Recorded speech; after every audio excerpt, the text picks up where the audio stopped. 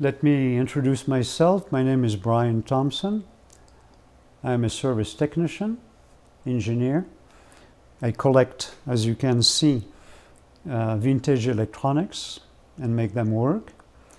And I also invented, just because of my friend Joe Walsh, who wanted a different guitar amplifier, we invented the G-Craft amplifier that is here.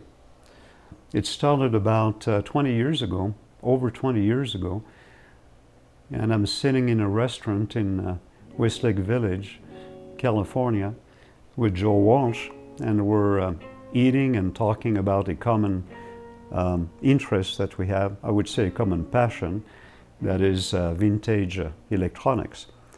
Joe collects, like I do, vintage radio equipment and audio equipment, and we're sharing tips on that and trading, equipment and things like that. So we're talking, and at a specific moment, we're talking about sound, and he says, "Well, Brian, is there anything else we can do besides a copy of the copy of the copy of the copy of the Marshall amplifier, or the always the same, type of amplifiers that we see over and over again? There's nothing new. It's just different way of doing it, but it's the same ideas. And it's a Marshall or a Fender with a different name, or with the same name, over the the last 50 years. Is there something else we can do?" And that really started this particular enterprise, where Joe Walsh wanted something different. He wanted to see if there was something else that could be done. And he told me, I'd be very interested in doing a project like this. There's no money limitation, but we need to think out of the box, outside the box, and come up with an amplifier that is it's a complete different thing, that is a complete departure from everything we know. If we can do that, I'm interested, and I'd like you to think about it.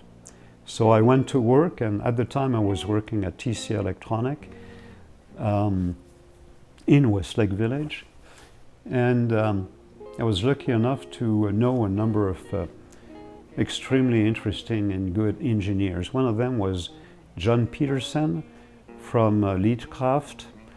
He was doing, and still does, the tube tech, EQs and compressors, and they're very famous, expensive pieces of equipment. It's all tube, and I talked to him about the project and asked him if he'd be interested in helping us with this, and he said, "Yeah, it looks like an interesting project, so let's talk about it." So we went to work, and we came up with a prototype where basically you had the different components on different chassis. You had the mic preamplifier, for the instrument pickup.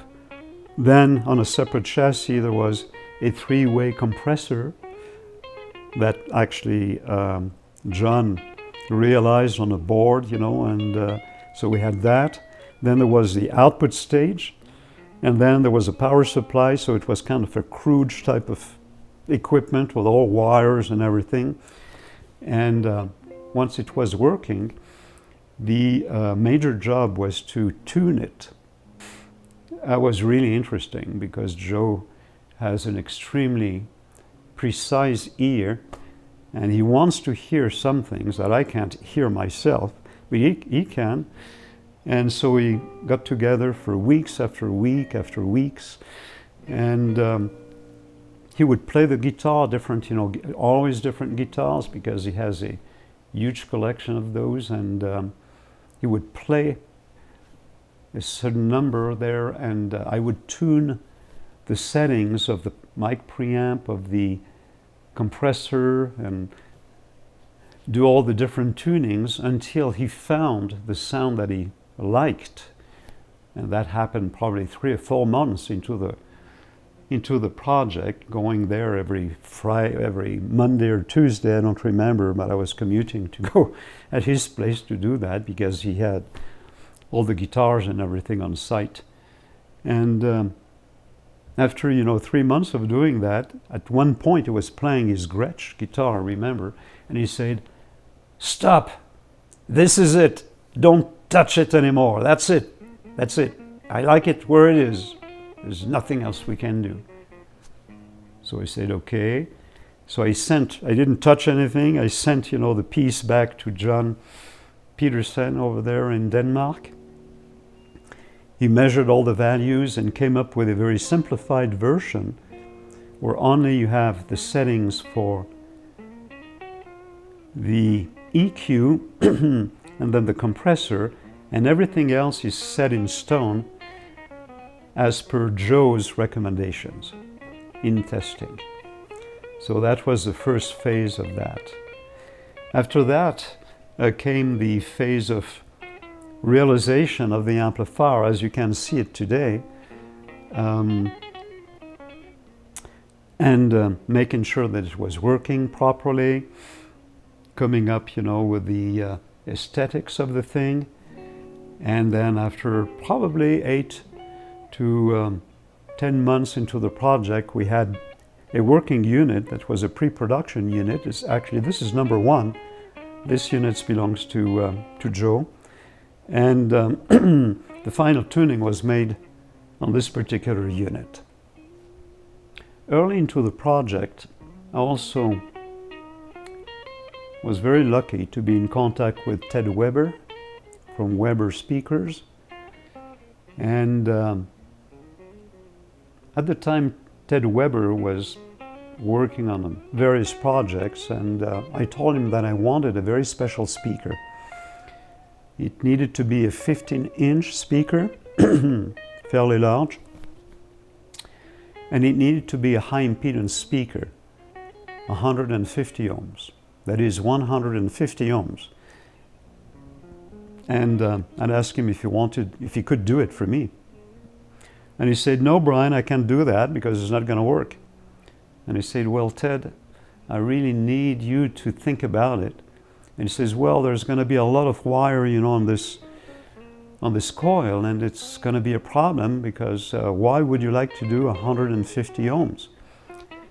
And I said, "Well, because I have this vision, this idea, that it might be very interesting to have this high impedance speaker because we would be transferring more voltage than current into the voice coil, and the rendering, it's going to be very interesting." And he says, "Well, I doubt it's going to work. I'm going to try, but no guarantee, but I'll probably do it because Joe is involved and it seems to be kind of an interesting project, but it's probably not going to work." So I didn't hear from him for about a month, and then he called me and said, "Well, I have your speaker. It's been very difficult to come up with that coil because I had, besides winding all those very thin wire onto the voice coil, every time I tried the speaker, it would short out because of the high voltage induced by that high impedance coil in there. But I think I found a way to do it. I found a special glue in order to insulate, that particular voice coil. And actually, it's a glue that is used by NASA and other, people, and it seems to be taking the high voltage. So he sent me some samples of that 15-inch speaker that is fairly large, and he said, "Well, I don't know what kind of sound you're going to get out of that, but I did it, and you tell me how you like it." So we had the speaker, and we were ready to rock and roll, on that particular amplifier of theirs. I knew that it was going to be an amazing product, but also part of me, being someone who played guitar for over 20 years, I've owned many amps, there was still in the back of my mind, how great can this really be? And I played on the thing for about an hour. As someone who's been chasing a certain tone and hearing a voice in their head and chasing that through the musical products they purchased, trying to get the voice they've always wanted. I was literally moved to tears. The frequency spectrum on this thing was amazing, meaning that it was a very wide frequency spectrum and there was clear definition in the bass and clear definition in the highs. Later come to find out that a big thing about the amp is it only puts out even harmonics. That's the way sound is in all nature. There's really almost a spiritual component to the thing. It really was probably the most special time I've ever picked up a piece of musical gear and played it for the first time. When we received those high impedance speakers, we had 3 or 4 of those prototypes. We went into testing them, and we discovered that actually the rendering of the sound was really different. And so we're getting a little bit closer to what Joe wanted there, because he wanted something new. He was always on the quest for a different sound. He didn't want to replicate a sound. He wanted to be in presence of a new generated sound, something new in the sound, you know. Well, when you're thinking about 15-inch speaker, this is large, okay? And you're thinking it's a bass type of, you know, speaker, and it's not going to be good for highs. Well, it turns out that the high impedance is giving that particular speaker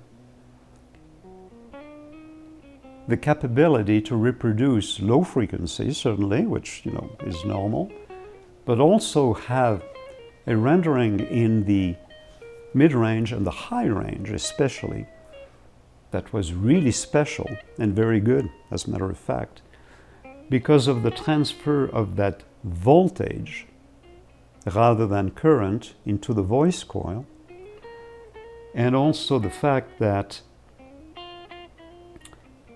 I would say the speed of the system and the lack of latency was very, very remarkable and new, you know. We didn't hear that. I think only Philips back in the 50s did a few tests on hi-fi amplifiers using that particular technology with high impedance speaker. And nobody else did that because it's complicated, it's costly, and it's risky because the speakers tend to flash over. And that's the last thing you want. A customer, you know, that a few days into his playing flashes over with a speaker. So nobody's doing that because it's difficult to do unless you master the way of manufacturing the speakers themselves. So let's try to understand a little bit what's going on with that high impedance speaker. Okay, let's go back to a usual 4 ohm or 8 ohm speaker. The major hurdle with that is not the speaker itself, but the transmission of the signal, you know, of the sound, of the power into that speaker. There's a lot of damping in the system because there's a lot of resistance in the cables from the amplifier to the speaker, where you lose, I would say, the sparkle of the signal. You lose especially the highs, and there is kind of a damping effect that affects the lower frequencies. With a high impedance speaker, you don't have that because you're actually transferring high voltage, I would say, on peaks. With a 50-watt amplifier, you have peaks of several hundred volts, you see. And so you don't have that particular damping factor, and there's the resistance that is actually in the line of the wire has no importance. So, and also the perceived impression of the signal hitting the speaker is faster. In other words, the response of playing seems to be much faster than with the regular 4 ohm speakers. That's basically what the first impression was. So we fine-tuned the amplifier and the various controls in the pre-production unit now to kind of match the speaker that we had. And we were ready to give it test. So we did the test with, of course, with Joe Walsh, but some other artists, guitar players, because we needed to see what were their first impression when they plugged their guitar into this, amplifier.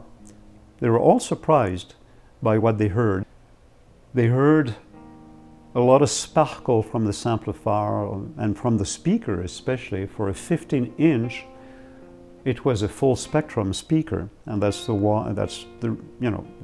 way Ted Weber designed it. And the sparkle and the high frequency response they had was very surprising to them. And the people who are actually testing this amplifier are different, where everybody is in the quest for kind of a new inspiring tone, more than trying to duplicate what was done at the time. Yeah, over the years, everybody, all the guitar players, instrument players, are used to, I would say, the regular amplifiers, legendary amplifiers that are around. The way those amplifiers were designed in the last 60 years comes from the necessity to offer guitar players the best possible sound at a given price, having a kind of a price point where people could afford it, okay, and still have very good sound for a guitar amplifier is limiting. Then you have to cut corners. You have to make choices. The way the G-Craft amplifier is conceived was not like that. Joe Walsh wanted an amplifier, whatever the cost, that was the best possible thing with new ideas for inspiring sound, whatever the cost was. Okay, this is what we did. We don't care how much it cost, but let's make the choices and no compromise.